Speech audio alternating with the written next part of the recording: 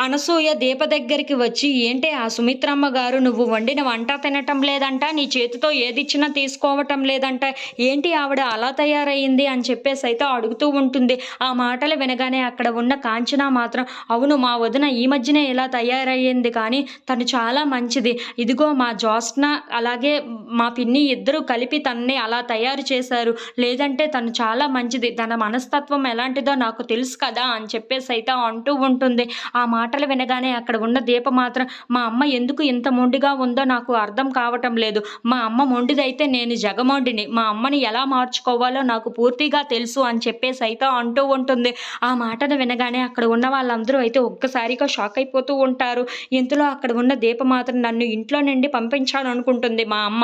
కానీ నేను ఇంట్లో నుండి వెళ్ళను. మా అమ్మని ఎలాగైనా సరే నేను మార్చుకుంటాను అని చెప్పేసైతే అంటూ ఉంటుంది. ఆ మాటలు వినగానే అక్కడ ఉన్న అనసూయ, కాంచన వాళ్ళు అయితే ఒక్కసారిగా షాక్ అయిపోతూ అలా నించుంటూ ఉంటుంది. ఇంతలో అక్కడ ఉన్న అనసూయ మాత్రం దీప దగ్గరికి వెళ్ళి, "ఏంటి దీప నువ్వు ఏం మాట్లాడుతున్నావో నీకు అర్థమవుతుందా?" అని చెప్పేసైతే అడుగుతూ ఉంటుంది.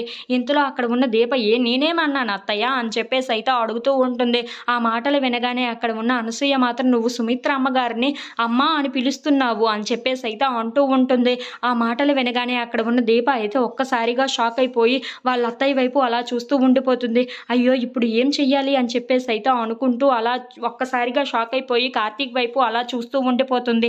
ఇంతలో అక్కడ ఉన్న కార్తీక్ దీన్ని ఎలాగైనా సరే కవర్ చేయాలి కదా అని చెప్పేసి అనుకుంటూ దీప దగ్గరికి వస్తూ ఉంటాడు. ఇంతలో అక్కడ ఉన్న అనసూయ మాత్రం, "నువ్వు సుమిత్రమ్మ గారిని అమ్మ అని ఎందుకు పిలుస్తున్నావు?" అని చెప్పేసి అయితే గట్టిగా నిలదీస్తూ ఉంటుంది. ఆ మాటలు వినగానే అక్కడ ఉన్న కార్తీక్ మాత్రం, "ఏంటి దీప నీకు ఆ మాత్రం కూడా తెలియదా?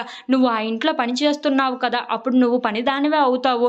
అమ్మగారిని అమ్మ అని పిలవకూడదు. అది గుర్తుపెట్టుకో దీప" అని చెప్పేసైతే అంటూ ఉంటాడు. ఆ మాటలు వినగానే అక్కడ ఉన్న దీప అయితే, "అవునా నేను అమ్మ అని పిలిచానా? ఈసారి నుండి అమ్మగారనే పిలుస్తాను" అని చెప్పేసైతే అంటూ ఉంటుంది. "అవును ఆ విషయాలు కూడా నువ్వు నేర్చుకోవాలి దీప. అమ్మ అని పిలవకూడదు. అమ్మగారు అని పిలవాలి" అని చెప్పేసైతే దీపని చూసి అంటూ ఉంటాడు.